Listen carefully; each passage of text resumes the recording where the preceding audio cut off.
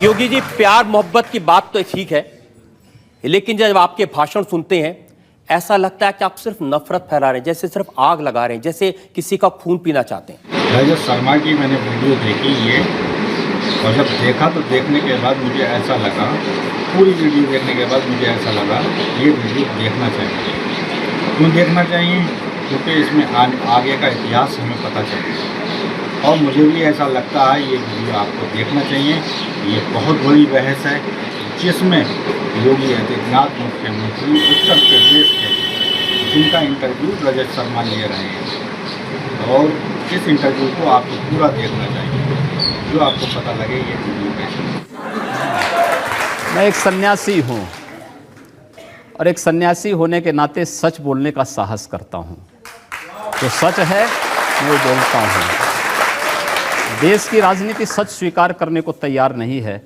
मुझे लगता है एक दिन उस सच को, अपने अस्तित्व के लिए अपने उस सच को स्वीकार करना पड़ेगा। ऐसा सच आप कहते हैं कि अगर एक हिंदू का खून बहेगा तो हम 10 मुसलमान का खून बहाएंगे? मुझे लगता है किस परिप्रेक्ष्य में हुआ है, किस परिप्रेक्ष्य में कहा गया है, पूरा वक्तव्य सामने आएगा तो मुझे लगता है उस पर ज़्यादा बेहतर तरीके से बोलूँगा। चलिए, आपको मैं पूरा वक्तव्य सुना देता हूँ आपका। ऐसी क्या बात है। ये वीडियो हमारे पास में है 27 जनवरी 2007 का, गोरखपुर में कैसे आपके मुंह से मशीन गन से भी ज्यादा आग निकल रही है, ये आपको सुनवाते हैं। अगर एक हिंदू का खून बहेगा तो एक हिंदू के खून के बदले आने वाले समय में हम प्रशासन से एफआईआर दर्ज नहीं करवाएंगे, बल्कि कम से कम 10 ऐसे लोगों की हत्या उससे करवाएंगे जो लोग किसी कतई अब बर्दाश्त की सीमाएं समाप्त हो चुकी हैं। अगर कोई हिंदुओं के घरों और दुकानों में आग लगाता है तो मैं नहीं मानता हूं कि आपको इन सब कृत्यों को करने, इस प्रकार के कृत्य करने से कोई रोकता है। बंधुओं, ये सब सीमाएं स्वाभिमान और सम्मान की पराकाष्ठा को तोड़ती जा रही हैं, और आज आप सबको इसके खिलाफ अपनी लड़ाई को लड़ने की तैयारी करनी चाहिए। मैन जी, पूरे फ्लो में बोल रहे हैं आप। भगवा वस्त्र पहन के, हाँ, साधु का रूप धारण करके इस तरह की नफरत की बात करना ठीक है? देखिए, मैंने उस बात को कंडीशनल कहा है। अगर कोई आपको मारेगा तो मुझे लगता है कि सामने कोई मानव होगा तो उस मानव को आप ये मान सकते हैं कि आपने एक थप्पड़ मारा, आप दूसरा थप्पड़ भी सहन कर सकते हैं। लेकिन अगर सामने दानव है तो अगर मारना, एक हाथ से मारता है, दूसरा हाथ से उसका जवाब भी दीजिए। मैं एक सन्यासी हूँ। अगर हमें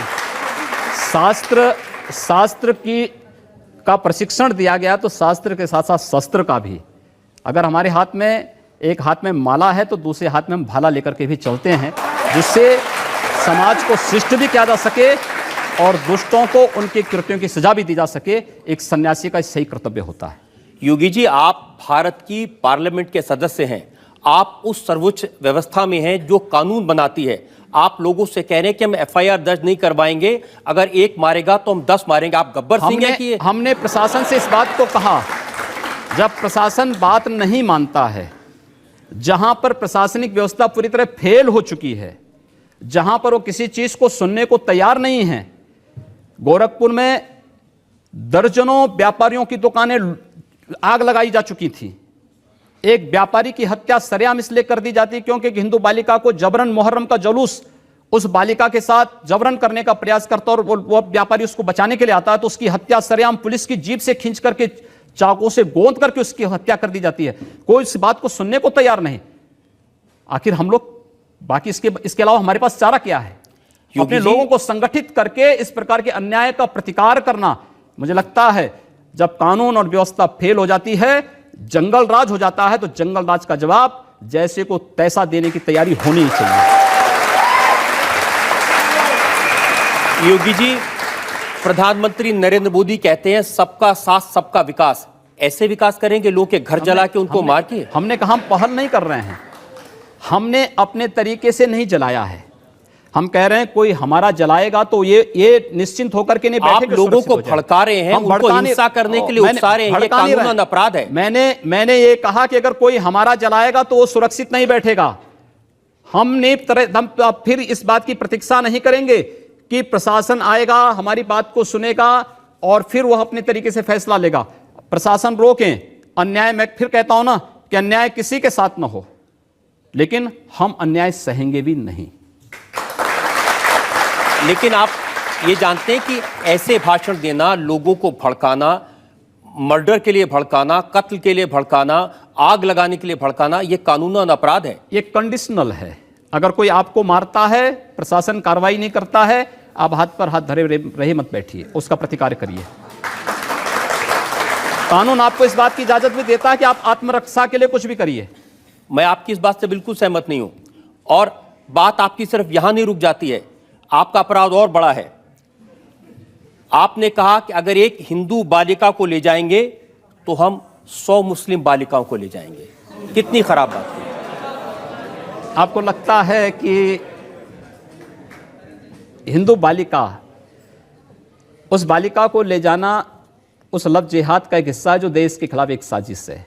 और आज जो मैं कह रहा हूं, हिंदू शब्द को आखिर आप लोग सांप्रदायिकता के उसमें क्यों रखना चाहते हैं? वो कोई जाति नहीं, कोई मत नहीं, कोई मजहब नहीं, कोई पंथ नहीं, कोई संप्रदाय नहीं, वो तो हमारी एक राष्ट्रीय पहचान है।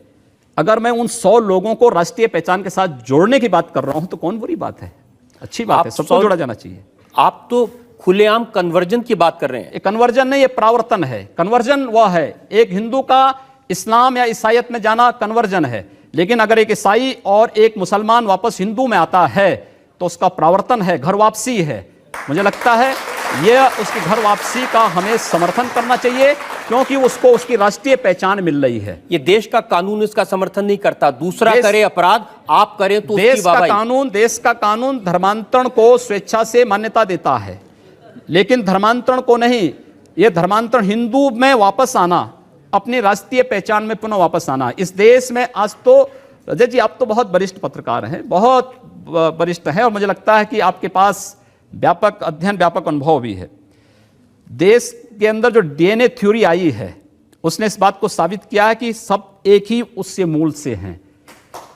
और डीएनए थ्योरी इस बात को जब प्रमाणित करती है, तो मैं अगर उसी डीएनए थ्योरी के साथ जोड़ने की बात कर रहा हूं तो भारत की राष्ट्रीयता के साथ जोड़ने की बात कर रहा हूं। आप मेरी कितनी भी तारीफ कर रहे हैं, मैं सवाल नहीं छोड़ूंगा। नहीं, आप सवाल करिए।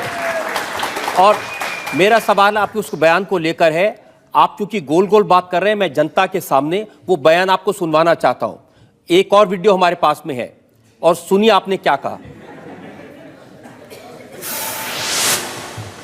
हम लोगों ने तय कर रखा है कि अगर वो एक हिंदू बालिका को ले जाएंगे तो कम से कम 100 मुस्लिम बालिकाओं को हिंदू अगर एक हिंदू को मारेंगे तो 100 को हम भी मारेंगे। आप जनता से कहलवा रहे हैं, वो एक हिंदू को मारेंगे तो 100 को हम भी। लेकिन मैं नहीं कह रहा हूं ना, पब्लिक कह रही है। इस बयान में आपने ये भी कहा कि गोरखपुर में हिंदू लड़के मुस्लिम बालिकाओं से शादी करते हैं, ये परंपरा है। हिंदू मुसलमान, नफरत, मार काट, ये क्या शोभा देता है मंदिर के महंत को, भगवा पहने साधु को? हम कहां मार काट करवा रहे हैं? हम तो शांति से रहना चाहते हैं, बहुत शांति से रहना चाहते हैं। लेकिन जो लोग शांति से रहना नहीं देना चाहते हैं, तो आखिर उसका भी तो कोई उपचार होगा। उपचार जब शासन तंत्र के साथ नहीं होता तो समाज को वह उपचार स्वयं अपने हाथों में लेना पड़ता है, और मुझे लगता है समय आ गया है जब उपचार लेना पड़ेगा। योगी जी, इस समय देश में आपकी सरकार है। जी हाँ। एक तरफ नरेंद्र मोदी लाल किले की प्राचीर से कहते हैं कि 10 साल तक दंगे फसाद को पीछे छोड़ दो, सिर्फ विकास की बात करो। इस देश के अंदर एक भी दंगा हिंदुओं की ओर से नहीं हुआ है। देश के दंगों के इतिहास को अगर आप देखेंगे, मैं आपको बताऊं, पूरे देश के अंदर दंगे कहां होते हैं? 3 श्रेणियां उसकी हैं। 10 से 20% की आबादी, 20 से 35% की आबादी, और 35 से ऊपर की आबादी। 10 से 20 की आबादी जो है, यहां पे छुटपुट सांप्रदायिक झड़पें होती हैं, जहां पर मुस्लिम आबादी 10 से 20% के बीच में है। 20 से 35% की आबादी जहां भीषण दंगे होते हैं, और 35 से ऊपर की आबादी जहां गैर मुस्लिम के लिए कोई जगह नहीं। ये केवल भारत की बात नहीं कर रहा हूं, पूरी दुनिया की मैं बात कर रहा हूं। पूरी दुनिया के अंदर ये सच्चाई है। ये आपकी थ्योरी हो सकती है, मेरी थ्योरी नहीं, जो सच्चाई है। दूसरा, ये एक भी दंगे की, उत्तर प्रदेश में 2.5 वर्ष के दौरान 430 से अधिक सांप्रदायिक हिंसक झड़पें और दंगे हुए हैं। एक भी दंगे की शुरुआत हिंदुओं की ओर से नहीं हुई। एक भी दंगा शुरू करने वाला ना हिंदू होता है ना मुसलमान होता है। कैसी बात कर रहे हैं आप? मैं सच्ची बात कर रहा हूं। आज लोग कह देंगे आईएसआईएस के साथ लड़ने वाले लोग ना हिंदू है ना मुसलमान है, फिर उनके लिए फतिया क्यों पढ़ा जा रहा है?